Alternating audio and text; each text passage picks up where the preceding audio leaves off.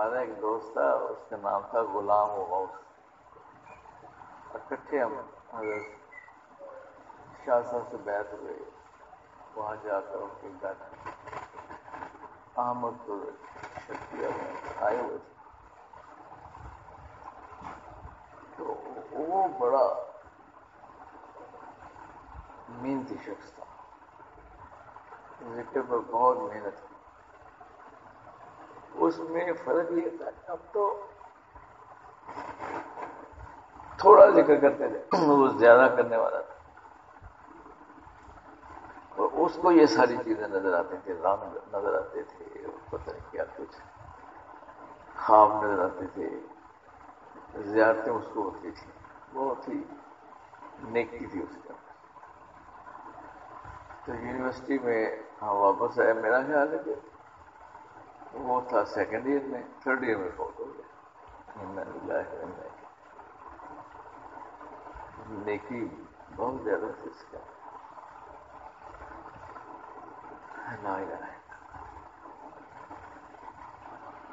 اور شاید اس کا فوت ہونا بھی اس کی وجہ بھی اس کی کثرت ذکر تھی. ہر وقت ذکر میں لگا رہتا. ہر وقت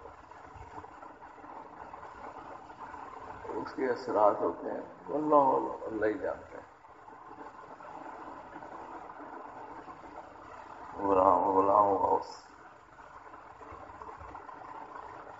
ایک اور ہمارے دوست ہیں، ان کا نام تھا عبد الحمید. وہ پھر امریکہ چلے گئے. وہاں انہوں نے ایک مدرسہ کھولا. گئے تو پڑھنے کے لیے تھے، پی ایچ ڈی کرتے ہیں، میکینیکل انجینئرنگ.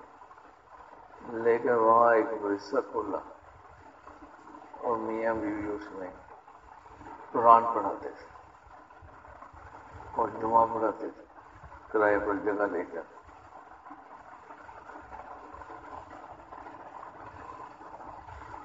مجھے جانا ہوا، بلکہ انہوں نے مجھے بلایا کہ بھائی آپ ادھر آ جاؤ ہمارے پاس. میں اس کو انگلستان میں تھا، پڑھنے گیا ہوا تھا.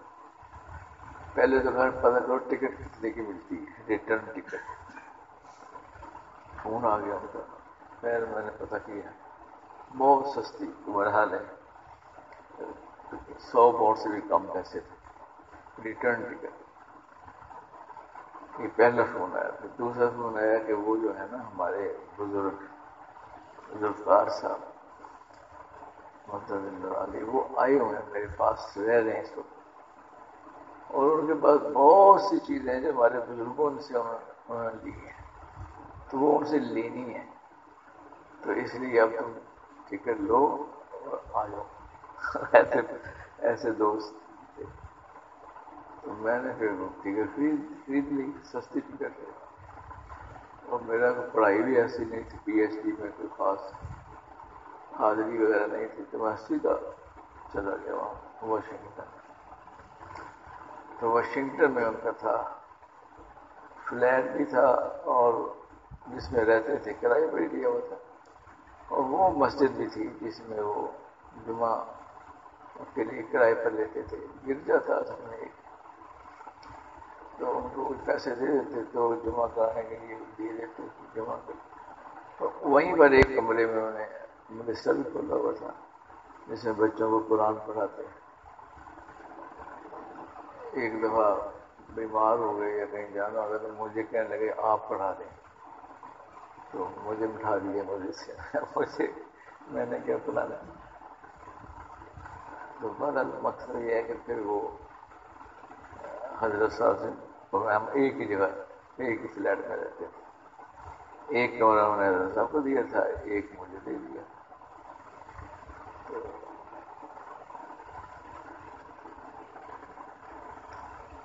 خیر اللہ کی شان ہے. وہاں کے حالات پھر کبھی سنائیں گے. آج کا یہ ہے کہ آج کی ایسی بات پر بات کی جائے جس میں جو وقت ایسا ہے مسلسل یہ کہا جاتا ہے کہ بھائی ایمان کی حفاظت. اس دور میں پر آشوب دور میں، اس میں مشکلات زیادہ ہیں ایمان والوں کے لیے، تو اس دور میں ایمان کی حفاظت، تو ایمان کی حفاظت جن راستوں سے ایمان جاتا ہے وہ راستے بند کر دیے، کمزور ہو جاتے ہیں۔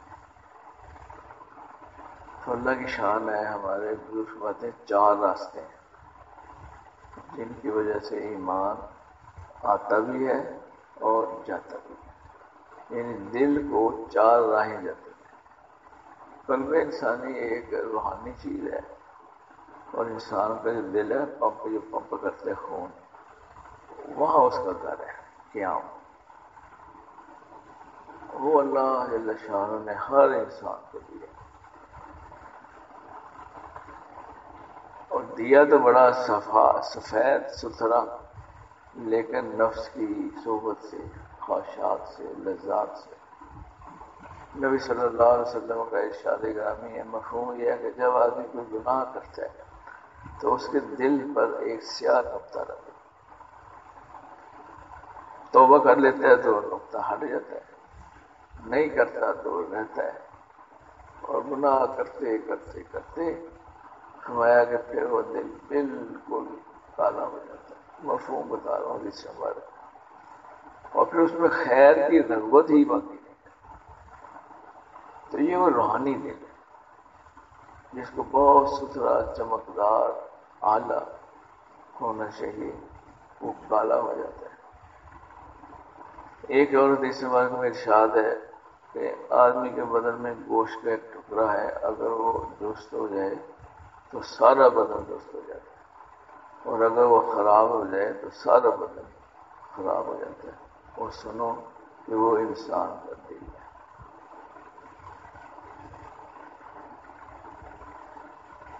تو دل جو ہے نا، یہ اگر خراب ہو گیا، کیا مطلب؟ خراب دل کس کو کہتے ہیں؟ بھائی جس میں دنیا سے محبت ہو۔ اور ستھرا دل کس کو کہتے ہیں؟ جس دل میں اللہ، کہاں اللہ کی ذات۔ تو دل اللہ کا گھر ہے، اس لیے اس کو وہ کہتے ہیں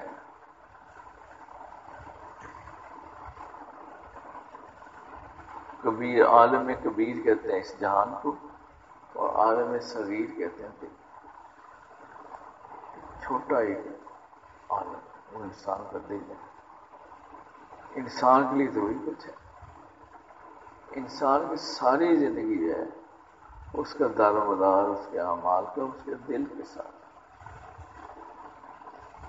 دل میں ارادہ پیدا ہوتا ہے، اور جو ارادہ دل میں پیدا ہوتا ہے پھر اعضاء و جوارے جتنے انسان کے ہاتھ، پاؤں، آنکھیں، یہ سب دل کی غلام ہیں۔ تو یہ سارے اعضاء عمل کرنے پر مجبور ہو جاتے ہیں، جو ارادہ دل میں پیدا ہو۔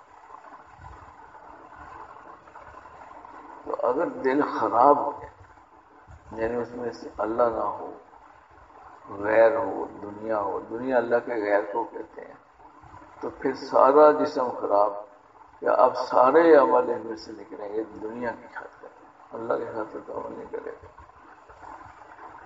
تو اس کے اندر جو ایمان ہے، مسلمان ہے الحمدللہ، کلمہ پڑا ہوا ہے، تو ایمان کا ایک ذرہ کلمہ پڑھتے ہی دل میں آ جاتا ہے اور ٹھہر جاتا ہے،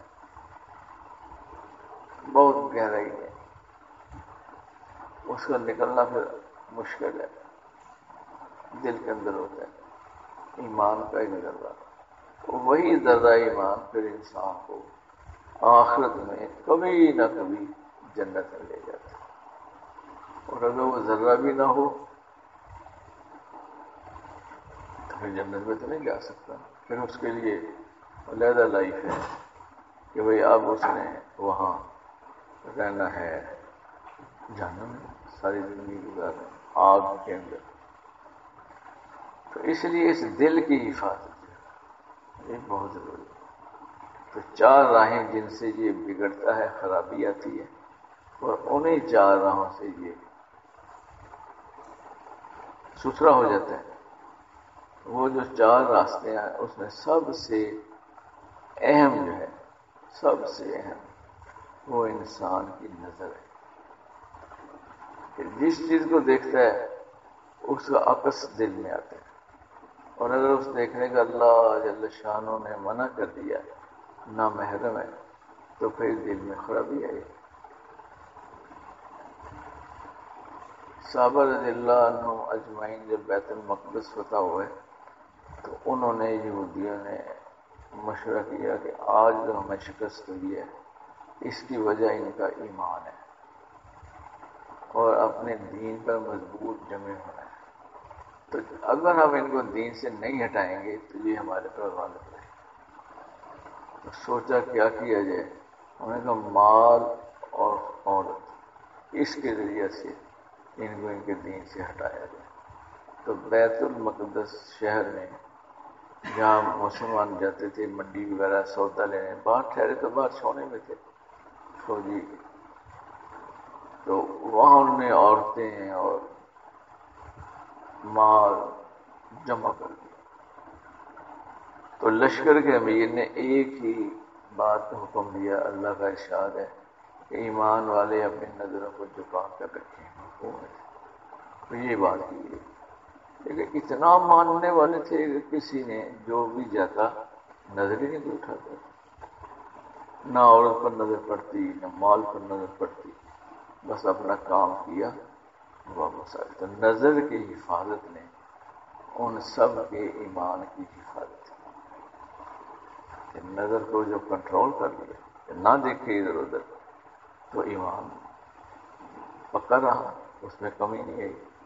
بیت المقدس میں یہودی تو ابھی تک اسی میں ہی لگے ہوئے ہیں. تو ہر جگہ مسلمان کو دین سے ہٹاتے ہیں کہ اگر یہ دین پر آ گیا تو پھر ہمیں کون پوچھے، کیونکہ دین اسلام تو ایسا دین ہے جس میں جذب ہے، محبت ہے، چاشنی ہے. تو اگر لوگوں کو دین کا پتہ چل گیا اسلام کا تو وہ اس لیے وہ اسلام کی بات ان کے کانوں میں پڑنے ہی نہیں دیتے، اور ایسی چیزیں ان کے کانوں میں پڑنے دیتے ہیں کہ دیکھو یہ مسلمان ہے اور لڑ رہا ہے، جھگڑ رہا ہے، قتل کر رہا ہے، تاکہ ان کے دل میں ایسا کوئی گوشہ ہی نہ ہو اسلام سیکھنے کا یا جاننے کا. لیکن جو پھر ان میں سیکھ لیتا ہے، جو سیکھ لیتا ہے وہ پھر اس کو پتہ چل جاتا ہے تو پھر وہ ایسا پکا مسلمان بنتا ہے. ہمارے پاس ایک شخص آیا کرتا تھا، ریڈیو میں تھا جرمنی کا، جرمنی کی بات، وہ اکثر اصرار کرتا کہ آپ ہمارے ساتھ چلیں، جو باتیں آپ یہاں خیمے میں کرتے ہیں، خیمے میں جو بات کرتے تھے وہ اگر آپ ریڈیو پر کریں. اور اس نے وہ یہ کہتا تھا کہ جرمن قوم اس قدر زیادہ سمجھدار ہے اور اس میں اس قدر اس کے اندر سادگی ہے کہ اگر آپ ریڈیو پر بات کریں گے تو ہو سکتا ہے یہ سارے مسلمان ہو جائیں. بڑا اس کو کلیش تھا. تو ہمارے میرے ساتھ میں کہتے ہیں کہ اس لیے ہمارا کام ہی نہیں، ہم تو انسان سے ملے، اور ہمارا جو بات ہم کرتے ہیں یہ ہمارے اندر ہو تو ہم بات کریں گے. تو بہرحال وہ جرمن مسلمان ہوا، اس کی بیوی مسلمان ہوئی، وہ ہر ویکینڈ پر ہمارے پاس آتا تھا خیمے میں دین سیکھنے کے لیے. تو ایک دفعہ مولوی صاحب نے کہہ دیا کہ بھائی صحابہ کے زمانے میں تو عورتیں آتی تھیں لیکن وہ گھروں میں ٹھہرتی اور ان کے خاوند جو دین کی بات سنتے نبی صلی اللہ علیہ وسلم سے تو گھر میں پھر اپنی عورتوں کو بتاتے. وہ ایسی اس خط ان کے دل کو لگی، وہ بنتے پکے مسلمان کہ میں بھی اس عمل کروں. اس کے بعد وہ آتی تو ہمارے جماعت کے قریب میں کسی گھر میں پھر اس کو ٹھہراتے اور وہ جو بات اس کا خاوند سنتا وہ جا کر اس کو بتاتا کہ آج جماعت میں یہ بات ہوئی، یہ بات ہوئی، یہ بات. زیادہ فاصلہ ہو گیا 200-400 کلومیٹر، پھر اس کا آنا بند ہو گیا، ورنہ پہلے سفر تھا ہمارا پیدل، تو وہ مسلسل ویکینڈ پر میاں بیوی آتے ہیں، تو ایسے پکے پھر دین میں داخل ہوتے ہیں کہ ایک بات سنیں عمل کر لیا، دوسری سنیں عمل میں لے گئے، تیسری بات سنیں عمل میں لے گئے، اور ہم لوگ جو ہے نا عمل میں بڑی ہمارے اندر کوتاہی ہے، کیونکہ جیسے وہ انہوں نے کلمہ پڑھا مسلمان ہوئے، ان کا دل تو ستھرا ہو گیا، صاف، پچھلی ساری چیزیں نکل گئیں، اب جو نئی چیز ان کو پتہ چلتی وہ اس پر عمل کرتے ہیں، تو قلب انسانی سے ہی انسان اسی میں ایمان پیدا ہوتا ہے، اسی میں اللہ سے محبت پیدا ہوتی ہے، اور اسی سے اعمال نکلتے ہیں، اس لیے وہ بہت ہی ایک اہم لطیفہ ہے، لطیفہ اس لیے کہ اس میں وزن نہیں ہوتا، وہ روحانی چیز ہے، روح ہی کا ایک حصہ ہے قلب انسان، تو اس کی نگہداشت کرنے میں نظر کی حفاظت بہت ضروری ہے۔ اگر ہم نظر جھکا کر چلیں، جب راستہ چلیں، کالج میں، یونیورسٹی میں، بازار میں، تو پتہ نہیں کتنی نامحرم نگاہوں سے بچ نکلیں گے، اور کتنی خرابی سے ہم بچ جائیں گے دل میں جو آتی ہے، دکانیں، مال، پیسہ دیکھنے سے، عورتوں کو دیکھنے سے، تو اس لیے اپنی نظر کی حفاظت، تو یہ چاہے کہ بھئی اس کا ایمان مضبوط ہو یا جتنا ہے وہ کم نہ ہو، تو اس کو چاہیے کہ بھئی اپنی نظر کی حفاظت کسی نامحرم پر، اور جیسے عام زندگی میں نامحرم پر منع ہے نظر ڈالنا، اسی طرح سکرین پر بھی نامحرم پر نظر ڈالنا منع ہے، دونوں طرح منع ہے، یہ نہیں کہ سکرین پر جو مرضی دیکھتے رہو، اس میں بھی ایمان کمزور ہو جاتا ہے، سکرین پر اگر نامحرم کو دیکھتے رہو تو ایمان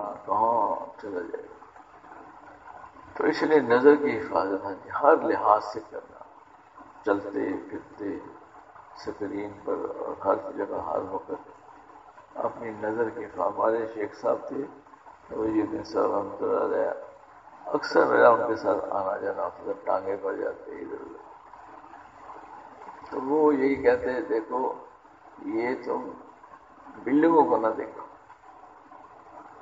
کہ اس سے اس کا بلڈنگ کا کی محبت دل میں آئے گی، تم اس کی وجہ درختوں کو دیکھو، پودوں کو دیکھو، آسمان کو دیکھو، تاکہ اللہ کی عظمت اور بڑائی دل میں، یعنی نظر کی اس قدر حفاظت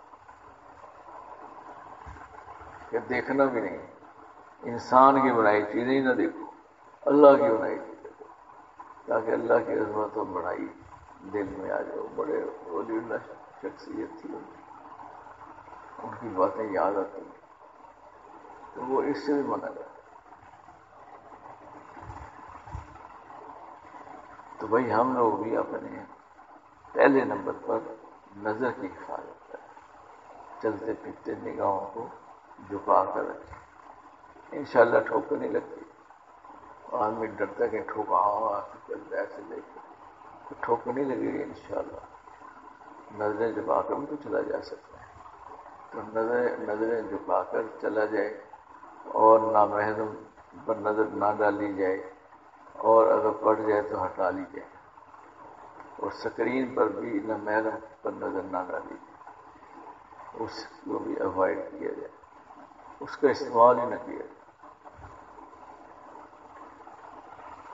وہ انسان کو وہ شیطان چکر دیتا ہے، خبریں سن لو، سناتا خبریں ہیں، لیکن خبروں کے اندر ہی انہوں نے ایسی چلاکی کی ہوئی ہے، اس کے اندر ہی نامحرم تصویریں، ایک خبر پڑھتے ہیں 2 نامحرم تصویریں اس کے آگے ہوتی ہیں، اور پھر ایک خبر پڑھتے تو خبریں نہ پڑھیں۔ ہم تھے انگلستان میں، نہ ٹی وی تھا گھر میں، نہ اخبار تھا، کبھی لیا نہ دیکھا، تو اکثر وہ دوست وہ انگلستان میں رہتے تھے، وہ ہمارے یہاں آتے، پوچھتے خبریں، ہمیں کون سی خبریں، یہ خبریں ہیں، اچھا، حیران ہوتے ہیں کیا خبر ہے، صدر فلاں صدر مر گیا، ناصر یہ کیا، عجیب بات۔ ہمیں پتہ ہی نہیں ہوتا، ہمیں کہتے ہیں تم لوگ زندہ کیسے، نہ خبریں ہیں تمہارے پاس، نہ کوئی اخبار ہے، نہ ٹی وی ہے، ہمیں اللہ کا شکر ہے کہ زندہ ہے تو آپ کے سامنے بیٹھے۔ تو شیطان ایسا دھوکہ دیتا ہے خبروں کے بہانے سے نا، وہ سکرین کھولتا ہے آدمی کی خبریں سن لو، یہ میچ دیکھ لو، اور اس کے اندر ہی وہ تصاویر نامحرم جو چیزیں دل کو خراب کرتی اسی میں آگے پھنس جاتے تھے۔ کیوں پھنستا ہے؟ یہ بات بڑی سمجھ کی بات ہے کہ انسان کا ایک جسم ہے، وہ جسم کو نفس انسانی بھی کہا جا سکتا ہے۔ تو نفس انسانی وہ لذت کی تلاش میں رہتے ہیں ہمیشہ، کہاں جہاں لذت ملی وہیں ٹک جاتی ہے۔ نظر کے راستے سے لذت نامحرم کو دیکھنے سے وہ حاصل ہوتی ہے، پھر نظر ہٹانے دشوار ہو جاتی ہے، کیونکہ جسم کی چاہت ہے لذت لذت لذت۔ جسم تو ایسا کہ ہاتھ بھی ایسے پھیرے تو جہاں نرم جگہ ہوگی وہاں سے لذت حاصل ہوگی، وہیں ہاتھ چپک جاتا ہے، نگاہ وہاں چپک جاتا ہے۔ کان جو ہے نا، جو ایسا کلام جو منع ہے، جس کا سننا صحیح نہیں، ادھر رکھتا ہے۔ تو اس نفس کی موجودگی میں اس لیے انسان جو ہے نا، اس کے لیے اجر بہت زیادہ ہے کہ نفس موجود ہے، جسم موجود ہے، اور پھر حکم ہے کہ بھئی اب نظریں نہ اٹھاؤ، نظریں جھکاؤ۔ اور جسم کیا کہتا ہے؟ جسم کہ لذت مل رہی ہے، ڈھونڈتا ہے ادھر ادھر، اور جہاں سے لذت ملتی ہے نا وہاں نظر ٹکی ہوتی ہے۔ تو لذات اور شہوات یہ دو ایسی چیزیں ہیں جو اللہ کی ذات سے غافل کر دیں کہ جس سے وہ لذت نفس کو مل رہی ہے اس وقت احکامات بھول جاتے ہیں، اللہ کا حکم یاد نہیں رہتے کہ پروردگار نے کیا حکم دیا ہو، اسی میں کھو جاتا ہے۔ تو اس لیے وہ جو شیطان نے تو صرف اشارہ ہی دینا ہے نا دل میں، خبریں سن لو، لیکن آگے پھر نفس جو ہے نا وہ اس کے قابو میں آ جاتا ہے۔ پھر ایک تصویر دیکھتا ہے، اگلی دیکھتا ہے، نفس آگے سے آگے آگے لذت اور لذت اور لذت ملتی ہے۔ تو اس لیے اپنی نظروں کی حفاظت کی جائے۔ جسم کے جو تقاضے ہیں نا، جسم کے، ان کی نفی کرتے ہیں۔ ہر جسم کہتا ہے کہ نظر سے لذت حاصل کرو، ہر جسم کا تقاضا ہے۔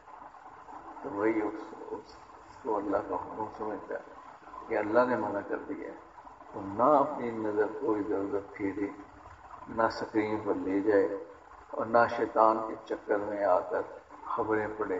خبریں نہ پڑھے گا تو انشاءاللہ زندہ رہے گا، کچھ بھی نہیں بگڑے گا۔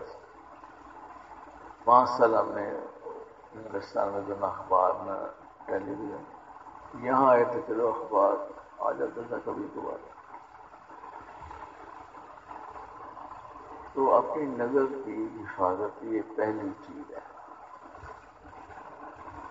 دوسری چیز ہے اپنے سننے کی۔ جو آدمی سنتا ہے وہ بھی سیدھا دل میں ہوتا ہے، اور خاص طور پر موسیقی، میوزک، حدیث مبارک کے اندر آتا ہے کہ موسیقی روح کو زخمی کر دیتی ہے۔ کیسے زخمی کرتی ہے؟ اچھا، موسیقی میں نا ایک چیز ہوتی ہے ردم۔ وہ ایک پل تھا ہندوستان میں، اس پر سے فوجی گزرے، left right left right left right, تو ایسا کوئی ردم ہوا کہ پل ہی ٹوٹ گیا۔ یعنی پل کی جو فریکوینسی تھی وہ، اور ان کے لیفٹ رائٹ قدموں کی جو تھی نا تھاپ، وہ مل گئی آپس میں، ایک جیسی ہو جاتی ہے، پھر اس کی بڑھ جاتی ہے شدت۔ تو ایسی شدت بڑھی کہ پل کی فریکوینسی اور قدموں کی تھاپ ایک ہی فریکوینسی ہوتا ہے کہ پل ہی کرایہ پر ٹوٹ گیا۔ ایسی خطرناک چیز ردم جس کو کہتے ہیں۔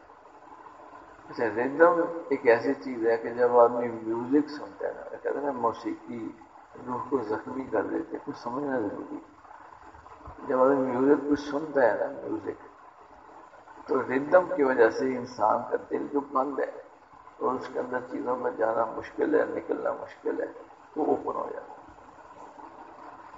کھل جاتا ہے ردم کی وجہ سے۔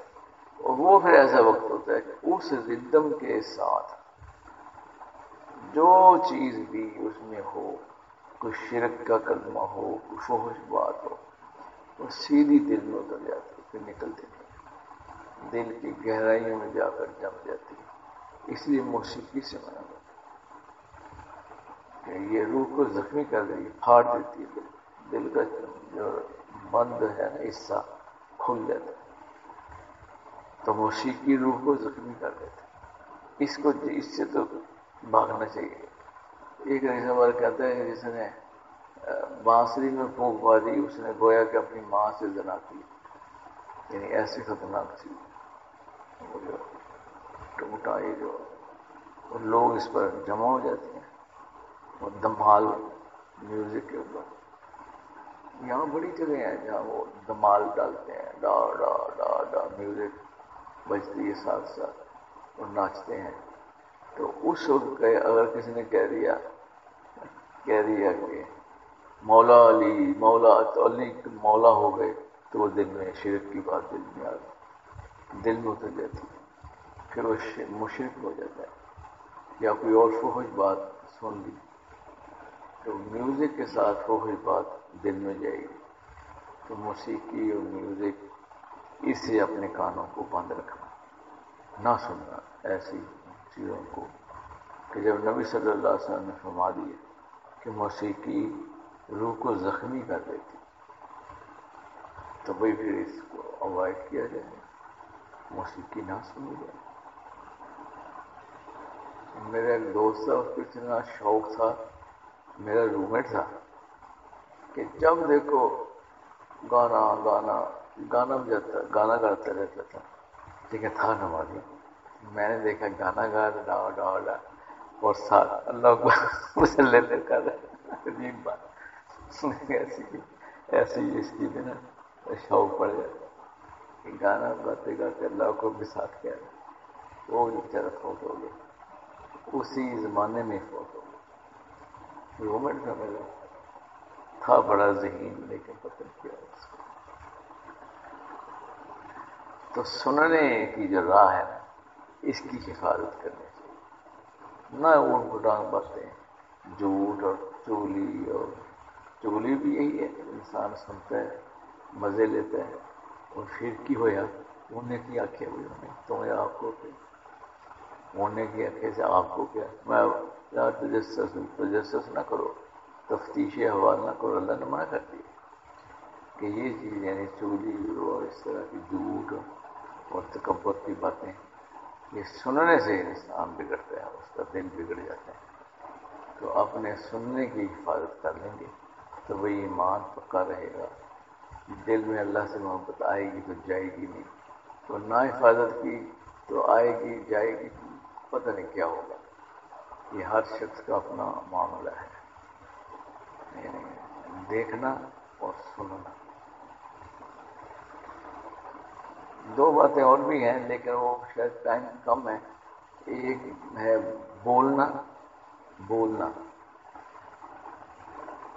شاید گناہوں کی جو سب سے زیادہ جو ہے وہ بول ہے، یہ زبان۔ فرمایا جو دو چیزوں کی حفاظت دے، جو جھگڑوں کے درمیان ہے اور جو رانوں کے درمیان ہے، تو میں اس کے لیے جنت کی بشارت دوں، ایسے مفہوم ہے۔ تو زبان کے جو گناہ ہیں تو بہت زیادہ ہے، تو آتا ہے کہ جو چپ رہا وہ نجات پا گیا، تو نہ بولے، کیا ضرورت ہے بولے۔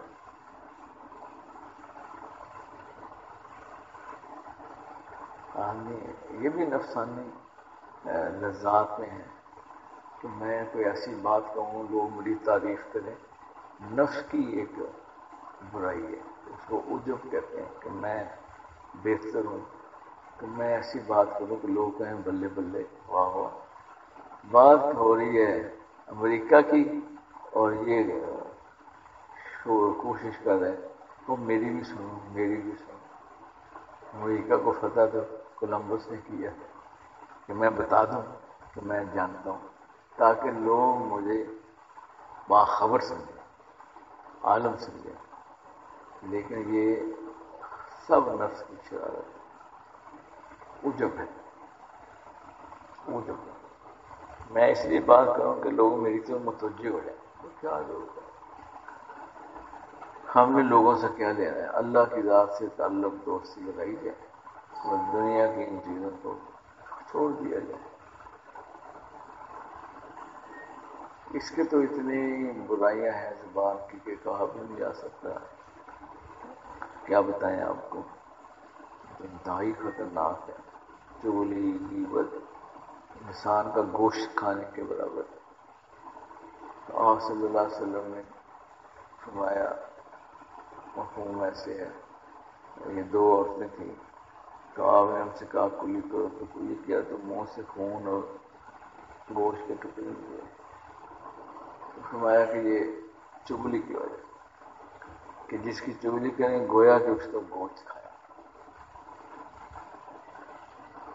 اور غیبت، چغلی، یہ سارے امراض یہ بولنے سے آتے ہیں. تو کم بولنے والا جو ہے وہ اس سے بچ جاتا ہے، جو کم بولتا ہے. اسی طرح اب مختصر بات کرتا ہوں. چوتھی بات ہے سوچ. دیکھنا، سننا، بولنا اور سوچنا. کہ اپنی سوچ کو بھی روکیں. سوچ بھی پھر چلتی ہے اور نہ رکتی ہے کہیں. ایک بات سوچتے آگے آگے آگے، تو سوچ بھی تو دل کو خراب کرتی ہے. اور اچھی سوچ، میں ایک گھڑی کا فکر 70 سال کی عبادت سے بہتر ہے. اچھی سوچ کہ میں دین کا کام کوئی کر لوں، اچھی سوچ سوچتا رہے. بچوں کو قرآن پڑھا لوں، بچوں کی تربیت، ہر وقت اچھی سوچ ذہن میں ہو. اور برائی کی جو سوچ، برائی کی سوچ آتی ہے، اسی سے تو برائیاں پیدا ہوتی ہیں. پہلے سوچ آتی ہے، سوچ، خیال آتا ہے. خیال کیسے آتا ہے؟ وہ شیطان ایک ڈالتا ہے تو ایک برائی کا خیال آتا ہے، پھر وہ پکتا ہے، پکا ہوتا ہے، اور پھر انسان ارادہ کر دیتا ہے اور پھر برائی ہو جاتی ہے. تو سب کی بنیاد سوچ ہے. تو بھئی اپنی سوچ پر بھی ہمیں پیدا بٹھانا پڑے گا. کوئی ایسی بات آئے دل میں سوچ ہے، اس کو جھٹک دیا جائے اور اچھی بات کی طرف موڑا جائے. اللہ کے احکامات، نبی صلی اللہ علیہ وسلم کی زندگی، سنتیں، صحابہ کی زندگی، اولیاء کرام کے واقعہ، ان کی کتابیں رکھے، پڑھتا رہے. وہ سوچتا ہے کہ کیسے کیسے اللہ والے تھے، کیسے لوگ تھے، اور ادھر ادھر کی چیزیں نہ سوچے.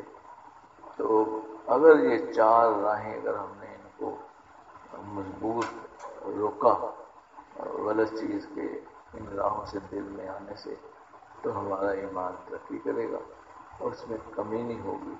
اور اللہ سے محبت، نبی صلی اللہ علیہ وسلم کی زندگی یعنی اچھی زندگی ملے گی. اور شاید اللہ پر ہمیں اپنا دوست ہی بنا لے. اللہ کی دوستی کا دار و مدار دل پر ہے کہ دل کتنا ستھرا ہے. ستھرا دل بنا لیں تو اللہ سے آپ کو اپنا دوست بنا لے گا. اور جب اللہ دوست بنائے گا تو پھر اللہ پاک آپ کی حفاظت کرے گا، ہر برائی سے اللہ حفاظت. ہمارے ایک بزرگ تھے، وہ تو اگر کوئی ایسا کھانا آ جاتا جس میں شبہ ہوتا تو کیا کرتے تھے؟ کھا ہی نہیں سکتے. یہ اللہ کی حفاظت ہے کہ مشتبہ مال وہ کھا نہیں سکتے. تو اللہ جل شانہ ہو اپنے دوستوں کی اس طرح حفاظت کرتا ہے. فرماتے ہیں میں اپنے دوست کی حمایت میں غضبناک شیر ہو جاتا، کوئی اس کو کچھ کہہ نہیں سکتا. ہر چیز اللہ کا دوست ہے، ہر چیز کا اس سے محبت کرتی ہے. پودے، درخت، فرشتے، بلکہ فرشتے اعلان کرتے ہیں زمین پر فلاں بن فلاں اللہ کا دوست ہے، اللہ اس سے محبت کرتا ہے، تم سب اس سے محبت کرو. تو بھئی یہ زندگی ہے. اس زندگی کے حصول کے لیے چار راستے ہیں، ان کو دیکھنا پڑے گا، پابند کرنا پڑے گا. اگر ہم نے پابند کر لیا، اور پابند کرنے کے لیے اللہ نے ہر شخص کو ایک نعمت دی ہے، عزم. ہمت، عزم اور ہمت سے کام، نہ نگاہ ڈالنا نہ محرم پر، عزم کے ساتھ روک دینا، یا سکرین پر نظر آگے نہ جانا، یا بول میں آگے نہ بڑھنا، یا سوچ کو روکنا، یہ عزم سے ہوتا، عزم اور ہمت سے۔ کہ اتنی ہمت ہو آدمی کہ روک سکے، تو یہ ہمت اللہ نے ہر ایک کو دی ہے۔ اس ہمت کو مال جمع کرنے پر لگانا جہالت ہے، مال تو مقدر ہے، اچھا لباس کی تلاش میں ہمت صرف کرنا حماقت ہے، یہ مقدر چیز ہے۔